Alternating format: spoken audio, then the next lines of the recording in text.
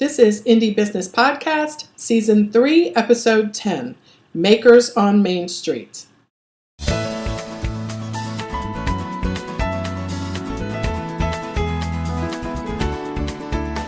Hello and welcome to this episode of the Indie Business Podcast. I am your host, mentor, and coach, Donna Maria, the founder and CEO at indiebusinessnetwork.com.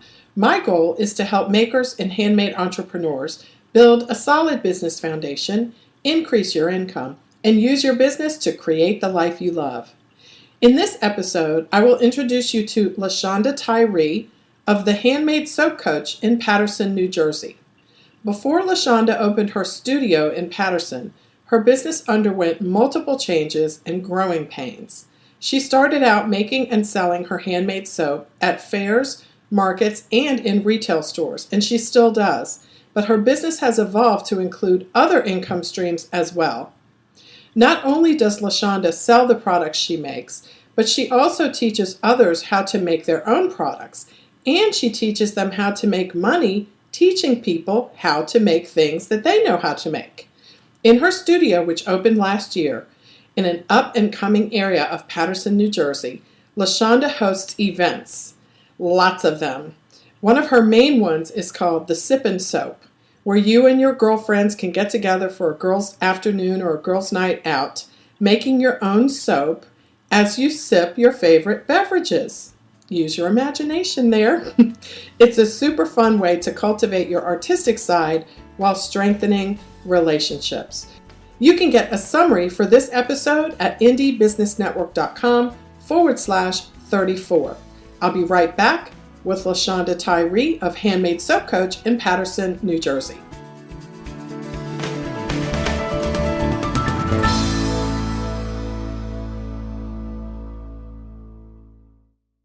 Shonda Tyree, the Handmade Soap Coach from Paterson, New Jersey. How are you today? Doing great. How are you, Donna Maria? I'm super and so excited to have you. Our Makers on Main Street series would not be complete without telling everyone about your studio up there in Paterson, New Jersey. But before we get to that, Shonda, let's go back to the beginning. You've been in business for a very long time. Tell us your story. How did you start? And, bring us up to date. Sure. My journey actually started in the fall of 2001. I actually went to a bridal shower in the summertime with a friend, and the bride received handmade candles.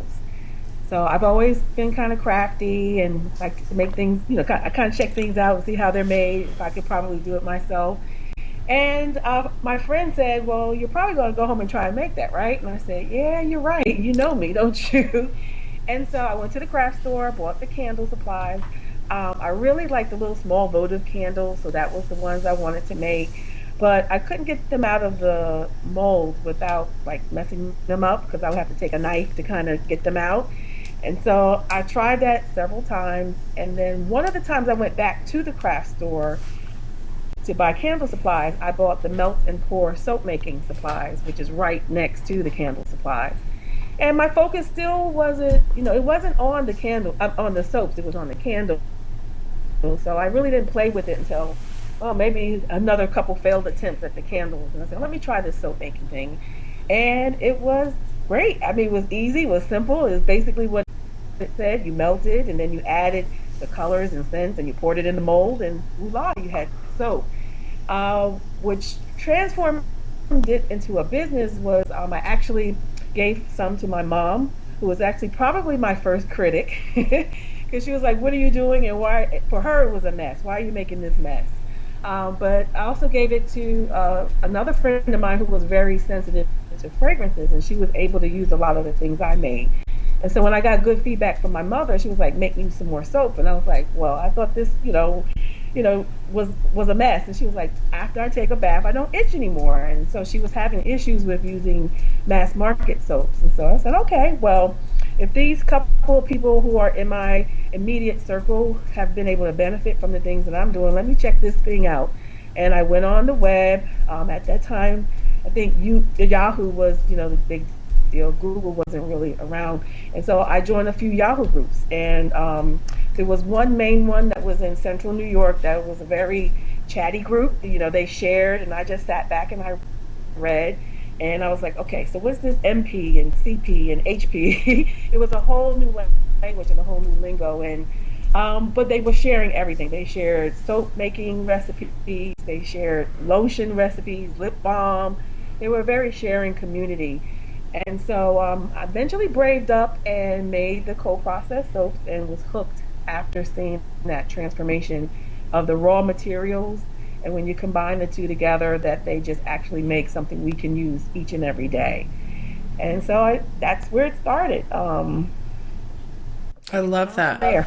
No, and I love that because I know my soap making experience was somewhat similar. The first time I made it, I knew I was in for something special, but I didn't realize how the way the materials in the soap box transformed. It almost felt like it was transforming me at the same time, which is something I still have trouble explaining to people. Right. Yes.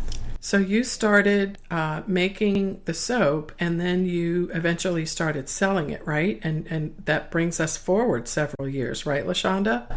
Yes. So I was working full time in the banking industry, and I was doing this part time, just developing a bath and body business. You don't realize that it's transforming that way because people start asking you, well, can you make lotion? Do you have lip balm? And then you're like, yeah, I could do that because you have access to all this wonderful information that people are sharing. So you start making those things. And so I eventually started building a bath and body business. And then my job, actually, I was involved in a bank merger, and then I was only guaranteed 1 year of employment due to the merger.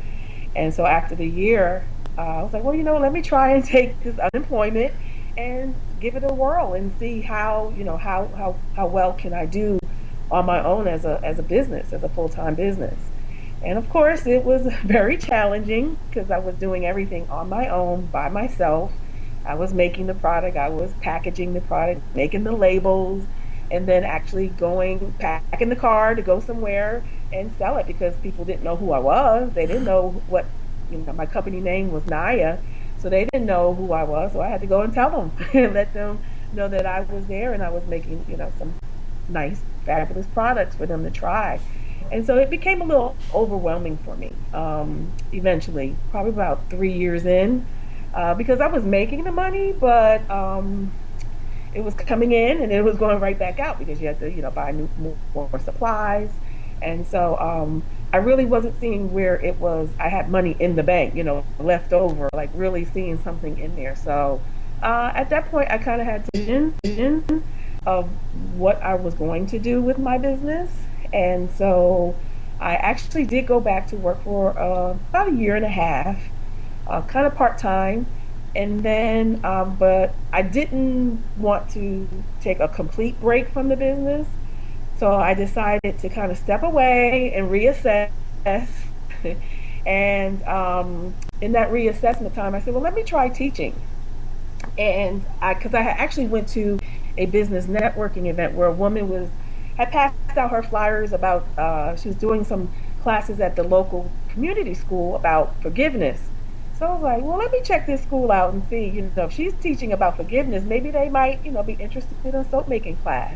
And so I looked and I went on their website and I saw that they had other crafting kind of classes. They had floral arrangements and cooking classes and jewelry making classes. So I figured they probably might be interested. Called, made an appointment, met with the program director, and we set up something for that fall of that year. So that's where my teaching started to come in. Yeah. So it's been a great experience from that too as well, because that gave me an opportunity to get out there and teach, but I didn't have anyone really to teach to, and they had the people for me to teach to because they had their people on their mailing list that they sent their catalogs to. And so it took me a while after that break that I took to actually get back into making product again to sell. Mm-hmm. I probably started about 4 years ago. So, LaShonda, take us back to the time when you were doing everything. And I know you mean everything because I remember I remember those days. Tell us a little bit about what it was inside of you that kept you going, even though you knew you could go back and get a full-time job if you wanted to, you could, do all kinds of other things. What is it inside of you that kept you going as exhausted as you were and not giving up on the idea of having a business of your own? Wow. I think deep down inside, I it was something that I wanted to really enjoy doing. I really enjoyed making the soaps. I've been making other things and doing other things, but this was, I enjoyed the industry, I enjoyed the community, and I just enjoyed making the natural skincare products that people can use and help people. Mm-hmm. Um, when it became kind of tough, it was a hard decision to say I wanted to kind of step back from it a little bit, but I knew I had to do it because otherwise I was on the brink of frazzled. I think all entrepreneurs understand the brink of frazzled. Yeah, you was on the brink of frazzled, and but I knew that if I didn't kind of stay in the industry a little bit, because I didn't leave it completely when I started the teaching, that kept me connected. And I think if I didn't have that connection, then I probably would have stopped making bath and body products, and I also probably would have picked up some other type of business or habit, making jewelry or something like that. But I knew I wanted to work for myself. I really didn't want to go back to corporate. I didn't really care for the corporate culture environment, um, especially when you go through a merger. I don't care if it's a bank merger or any company that's probably merging. You see a lot, and you probably see more than you want to see. And so the corporate dynamic is just crazy, and I think it's even getting crazier in this day and age. And so I can't even right now imagine going back to working for someone else. So I just knew I didn't want to work for anyone anymore. Awesome. That's so exciting. And so bringing us forward to this point, I know you opened your studio a couple of years ago, but right before you opened your studio, you were teaching classes at different locations, and you were also making and selling soap. Are those the two businesses that you had before you opened the studio? Yes, And right. so you were finding these locations because you didn't have one of your own. And when did you get to the point where you thought, okay, maybe I could actually open a location and so I could be, you know, in my own space instead of traveling around everywhere? What brought you to that decision, LaShonda?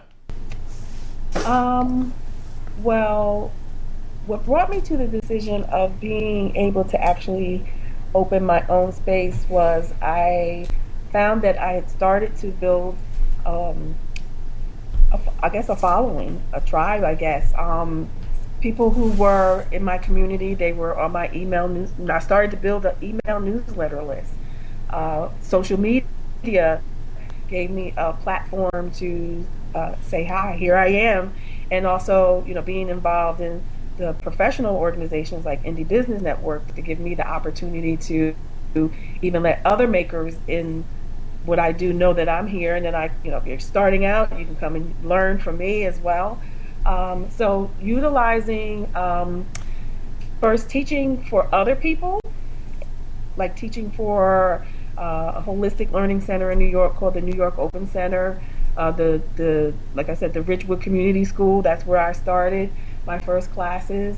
Libraries were some opportunities that I had for teaching, and that gave me and actually all the way down in D.C. I did. Oh boy, what was the name of that place? I forget, but I was even asked to come down there and do classes for them. So I started building a following and making sure that when I came in contact with them, that I made sure that they stayed in my network. So I would collect their email addresses and add them to my little MailChimp email campaign, so that when I send out an email, I can let them know, hey, here's a new class, or here's where I'm going to be. And people started signing up, going to my website and actually signing up for the newsletter. So that allowed me to be in contact with people. And so I started wanting to branch out on my own and start teaching my own classes. Of course, you teach your own classes, you make a little more money because you're going to have to split the money with the places that you're going to be teaching at. And so I was able through a relationship with another indie business member, Dawn Fitch of Puka. She was she had a warehouse space, and she had some extra space there, and she allowed me to utilize that space on the weekends.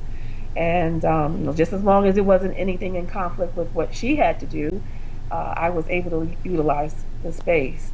And then as things changed in her business, growth changed. She opened up a boutique. So the dynamics kind of changed. So I was really only able to utilize the space on Sundays because she was open on Saturday. You have a store, you want to be open on Saturday when people are shopping. And so I also had another relationship with a friend who knew someone that had an arts and crafts boutique in another town. And she was looking to add more things to her calendar for the people that lived in in the community that her business was in. And so she let me have one weekend every month. And for that one weekend every month, I made sure I planned ahead so that people could plan ahead so that they could, plan to attend the soap making classes. And then when I started really seeing the classes start to fill up, I said, okay, well, I think, I could take that money that I was paying them and put it somewhere into a studio, if I could find a studio within that range of what I was paying them. And so I had actually been looking for about a good year and a half. And the lady at the last studio that I was at, she actually told me about the place where I am now. She went to a wedding and at the art factory in Paterson. Now I live in Paterson and I didn't even know this place was here. And she told me about it and I was like, the art factory, let me look it up. And I looked up and they actually had artist studio space. And I immediately made an appointment to come and see it. And the price was in I wasn't sure, it was a little bit more than what I probably wanted to spend, but I took that leap of faith and said, I think I could make this happen. And moving out of that comfort zone and taking that leap of faith is so commendable and also so much a part of what entrepreneurs do. Congratulations on that. But what's so interesting to me about your story, and I'm so glad you shared it in such detail, because you started in 2001. That was almost 15 years ago. Yeah. And so you have been hanging in there for a long time. And, 15 years seems like a long time, but really in a lifetime, it's a nice chunk of time, but it's not, it's not forever. But the beautiful part of what you shared, one of them is, LaShonda, that you allowed your business to grow organically. You took steps toward, your goal one step at a time. It doesn't sound like a studio was on your list of things to do 5 or 6 years ago. But what was on your list of things to do is to reach people. So you started with the locations that already had people there, like the Open Center, and the name of the studio you were thinking about in Washington, D.C., that was the First Class, right? Yes. Yes, and that was a wonderful location. It's closed now, but it was such a wonderful place, as I know I taught there a few times as well. So you found where the people were, and you booked yourself there. And then you found a local maker, which is so awesome. You got that local connection and that collaboration with another member, which is just so fabulous. You found someone else who had unused space and time that it was available, so you could work out a financial arrangement with them, and then you saw that worked, and then you could start your own. So you constantly kept moving outside of your comfort zone, and you constantly kept building, as you said, your community, which is so important to success today. Let's talk about that for a minute, LaShonda. I know so many of us, we have a great product, or we have this great service that we're offering, and we're all excited and jazzed up. But without a community, none of it really matters, right? Tell us what your thoughts are about that. Oh, definitely. I mean, you definitely have to build a community. I could say I have a business, but if no one knows, about me or what I'm about or what I'm offering, then the doors would be closed really quickly. So I definitely have to build a community, try to nurture that community as well. When students take classes, I definitely, if they send me an email, I can't ignore them, afterwards. I can't, I have to respond back because I'm creating that relationship with them. So hopefully they'll come back for another class because they had a great experience while in my presence or even after my presence. That touch through email, I'm still saying, okay, you can do this, or this is how you do this. Don't give up, or try it Mm-hmm. again, kind of thing. So you definitely have to build a community because and nurture that community as well. You can't just leave them out there on their Right. own. Right. And I hear so many people talk about that in the sense that they don't have time. It takes so much time. And I always marvel at that because I think some people come into entrepreneurship and this is not their fault. It's really the fault of some of the marketing that we see going on out there. They come into entrepreneurship with this idea of, oh my gosh, I've got this product or I've got this service and it's going to be wonderful and the internet is so awesome. It can reach millions of people in my bunny slippers. And then, and then they realize it's like, oh my gosh, my product is just as awesome as 5,000 other people's products. What am I going to do to set myself apart? And so that reminder about that community and building that tribe, it doesn't matter what kind of business you have, you absolutely have to invest the time to do that. And if you don't, you should probably not try to build a business because your community is your business. Right, they are. Yes, indeed. And so, you're in your studio now, and I haven't been there yet myself, but I've seen the exposed brick, and it just looks gorgeous in there. And one of the things that you've done that's so popular that I love, that I want you to tell everyone about, is your sippin' soaps. Tell us about those. Sipping soaps. So the sipping soaps came about. I was looking at actually, Groupon and Living Social. I'm kind of like I like to buy deals as well. And I was seeing these like paint nights pop up, and I was like, wonder if, that might work for soap making. And so I started trying it. And, it's a little harder to get people to know about you here, your business initially. So actually, I was contacted by Living Social first, and they came and sat with me, and we decided to do a promotion, which I still have actually, and which is great because it's a different type of marketing. At least for me, it's been great. I think people they have different experiences, but for me, the Groupons and the Living Socials have actually been a great exposure because it's kind of like reverse marketing. But the sipping soaps are great. They're entertainment. I call it kind of like an entertainment. It's a fun night out for sisters, co-workers. I have date nights. Friends that they just get together on a regular basis and they like to do different things. It's been a great combination of the people that have passed through my doors through the sip and soaps. And I what do we do at a sip and soap? During the sip and soap, we do the melt and pour soap making. They actually get to make 2 bars of soap. I kind of show them some soap samples, give them some ideas. One of them I actually try to go through with them. I do the first one with them so that they get comfortable with the scenting and the coloring and the molds and how to actually make the bar of soap. And then the second one I kind of leave them alone after showing them the different things that they can do. And then they also can bring their own beverage. They can bring wine or beer with them if they want to, or whatever they decide. Actually, Saturday I had a group and they had mimosas because it was in the morning. They had a morning sip and soap, and so and during that time, there's lulls because the soap has to harden, so they're conversating, and so I've actually had some of them make new friends, and I really haven't had any sip and soap that where no one didn't get along. Like everyone was able to chat and just have a great time. And I hear from some of the people that this was great. Like, just overhear them talking to each other. Oh, thank you so and so for inviting me or telling me about this. People need a release, I think, from everyday stressful lives of working. And we often don't do creative things. And so this is not too intimidating. It's not too hard. but it also gives them a little time to be social while being creative and having a great time.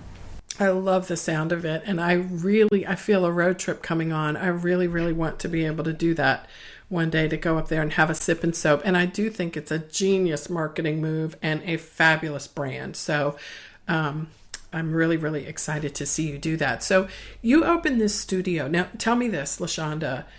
In addition to classes and sip and soaps, do you do any other things there? Like, do you retail your products there? I actually do. My studio's kind of divided up in somewhat of a third. So the front portion of it is more like a sitting area, and I have like a little store set up, kind of displayed of the soaps and lotions, and then also have few supplies. So like when students take classes, they might want to buy some supplies. So I do have those also up front. Then I have a little section that's my little office or workspace for me. That's my desk and my computer. And then the last portion of it is actually where I make my soaps and as well as do the classes. So you have, okay, let's make sure we see a little bit more too about how your business model works, because you teach the classes, you have the group events, you sell your soaps, you also teach people how to start a business like yours, right? Correct. Well, I teach for a local nonprofit in North Jersey called Rising Tide Capital.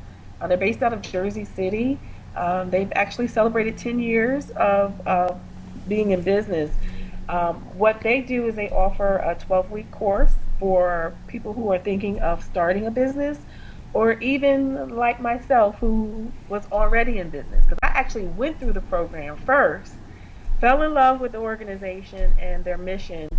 And when the opportunity came, I was able to train to be a trainer, to be an instructor. So, and you also have you, because I know you've spoken on this topic, because you spoke on this topic on Indie Cruise, how to start making money by teaching classes. Yes. So you have a lot of different things that you are able to offer here. You have, the actual product, you have the service, and you have the teaching.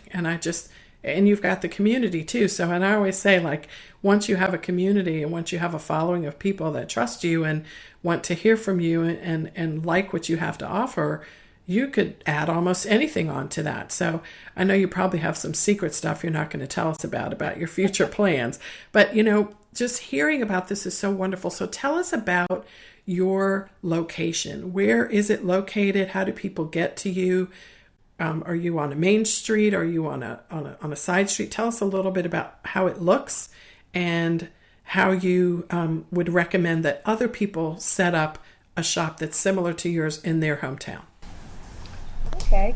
Well, my business is located at 468 Totowa Avenue on Paterson, New Jersey. I am in the actual Great Falls historical district of Paterson. Paterson was actually the first planned industrialized city in the United States by Alexander Hamilton. And so we have the second largest waterfall in the Northeast. Niagara is first. And the power from the falls, they created the mill. So one of the things they wanted to do was stop importing from Europe. So that's where the industrialization came in. They wanted to start making things here in the U.S. So there's tons of mills dating back probably to the early 1800s. The building I'm in is actually an old mill building that the owner is repurposing. There are other businesses in this building. Underneath me is actually a wallpaper manufacturer. And then there's another business, they make these cloth bags.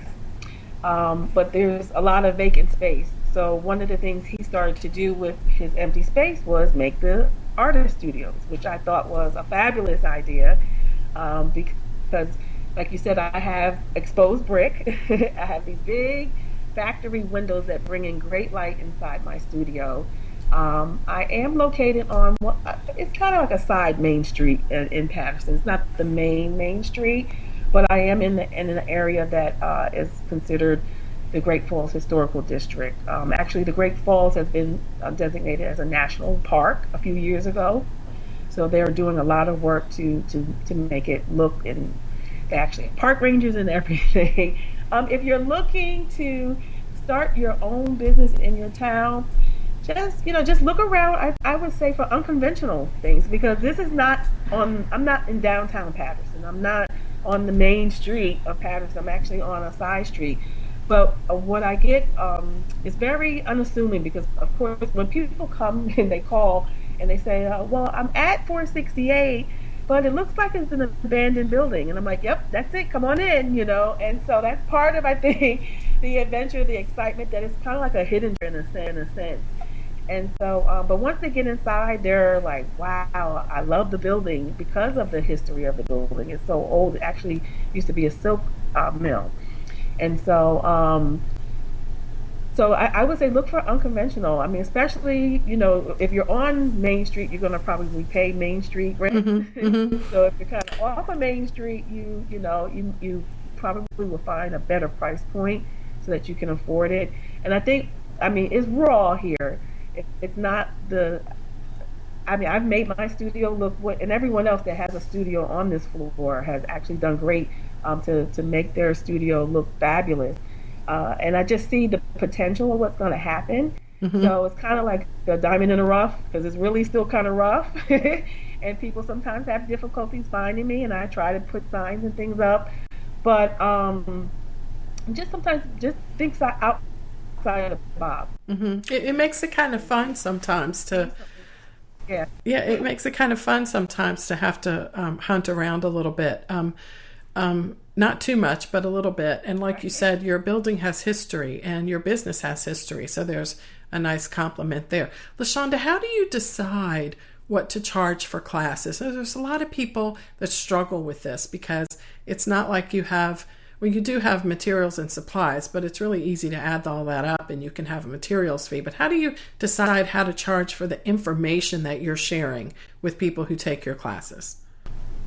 Well, there's several factors, I think, that come into play with anytime you're pricing anything. But mainly, you have experience, you have knowledge.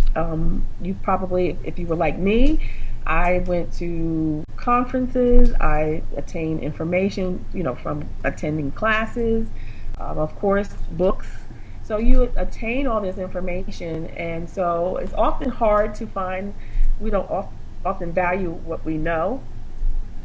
But I think what I did was I kind of just looked around and saw what my competitors were charging. Mm-hmm. And initially, it was kind of hard to, um, to try and charge for that. Not that it was hard that people wouldn't pay it. It was more hard for me to think I was worth it, in a sense. But Ah, I see. yeah, so initially I think I kind of lowballed myself, and then slowly I started charging more of what I was worth. But which is nothing wrong with that. I mean, we go through, that's business. You're going to go through these transitions, and so you'll never probably initially come running out of the gate, charging what you should charge for yourself. But I mean, I think you should be fair in what you charge. If you have any, type of, like for me, I'm certified soap maker, advanced certified soap maker. And so, if you do the things that you need to do to train yourself and learn, then know you're worth it. You're worth your time, Mm-hmm. information, and people will also, like I said, they're going to be in touch with you afterwards. So, put a little value in that as well. That you're still accessible. Even though we spent these few hours together, I'm willing to answer, maybe three more emails from you or something if you have an issue. I'm not leaving you. So it's really, I think for me, with self-worth, I had to really realize what I was worth initially. But I kind of looked around and saw what other soap makers that were teaching, what were they charging. And Mm-hmm. kind of, Mm-hmm. Also sounds like a combination of different factors. I marvel too at the confidence factor, which I think all of us deal with as entrepreneurs. It's sometimes such a wall to push through, but once you push through it, it's like bricks falling down, isn't it? It's just, it it's is. People amazing. often, you It often think that people won't pay. and then you're really shocked and Yes. surprised that they will. Yes, yes. So, those who will, and those who won't. Right. You can't worry about those who won't. No, and it's so empowering to get to that point too as a business owner, because you know that you have that feeling of, taking another step outside your comfort zone and another step, and everything that you've done has seemed to just fall into place for you. And although it wasn't easy and it wasn't fast, and I think we just can't emphasize enough that, your overnight success takes 14 years. So sometimes maybe only 10, but either way, you have really got to be able to understand that your business is a marathon. It's not a sprint. And also, LaShonda, what I'm learning from you and seeing from you is that no matter, again, how much value you have to offer, unless you are really, really putting yourself out there and building that tribe, that value is going to be lost on the world. So we want to make sure that we encourage people who may, some people think they're shy or they're introverted, and, you have really come out. You have really come out of a shell. Can I say that? Is that okay to say? You have just... Say yes, and when you were saying, people are shy and introvert, I was raising my hand. That's me. Yes. That's me. Yes, but look what you've done. Look what you've accomplished. Look what you have, and not just your business, but also yourself personally. You're working with Rising Tide to mentor other entrepreneurs. And, this is possible for anyone. So your journey will be different from LaShonda's. It will be different from mine and everyone else's. But there's some things that are the same. And one of them is coming out of yourself, coming out from behind that laptop that you probably sit at too much, or that soap pot that you're stirring all the time, whatever your maker pot is. Come out from behind that and join the community and build your own community. LaShonda, give us your address and your phone number so we can learn how we can visit you. Give us that little secret recipe to get to your location, and then tell us where we can find you online. My street address is 468 Totowa Avenue, Suite 3K in Paterson, New Jersey. My phone number is 973-531-7455. On the web, you can reach me at handmadesoapcoach.com. And you are accessible in Paterson by public transportation, right? Yes, you can actually if you're in New York, you can take the train. We have a train station right here in Paterson, and as well as the bus terminal is in Paterson as well. So there you go. So you can drive, you can take the bus, you can take the train, you can fly. Just make sure you get there, everyone, right? If you want to learn how to make soap, LaShonda at the Soap Coach in Paterson, New Jersey is a great place to do that. And if you have friends who are interested likewise, make sure you get to a Sip and Soap. She just started these not too long ago, but I have a prediction. These are going to be big. So, you got to go to Paterson, New Jersey to get them, at least for now. So make sure you check that out. LaShonda, thank you so much for joining, and thank you for sharing your story. It's so inspiring, and we all see in you the possibilities that we have to go from where we are to where we want to be as we pursue our passion one step at a time. Thank you so much for sharing that. Thank you, Donna Maria, for having me. All right, we'll see you soon, and we'll actually see you on Indie Cruise. Can't wait for that. No, I'm going to see you in September at Connection Day. Yeah. Oh my gosh, I can't wait. It's going to be great. Maybe you can sneak over to Paterson and come to my studio. Oh, we might have to have a Sip and Soap at Connection Day. Okay, don't get me started. Don't get me started. We might have to talk about that later. But thank you so much, LaShonda. I'll talk to you soon. All right. Thanks, Donna Maria. Bye-bye.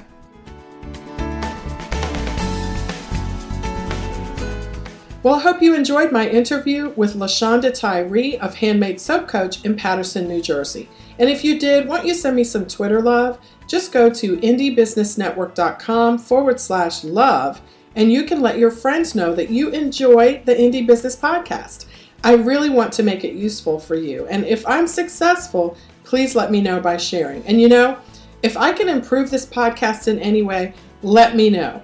There's a contact link at indiebusinessnetwork.com/contact, and you can share whatever you'd like me to know What's your feedback? Who would you like to see us interview? And what future topics would you like me to cover on Indie Business Podcast? I'll see you on the next episode of the Indie Business Podcast. In the meantime, break all the rules, build your own corporate ladder, and create the life you love.